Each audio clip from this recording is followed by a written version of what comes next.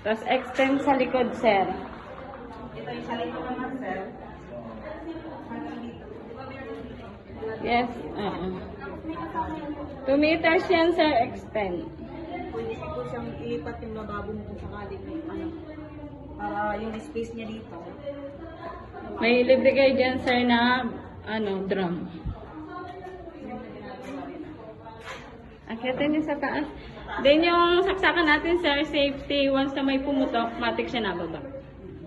Akitin niyo po sa taas.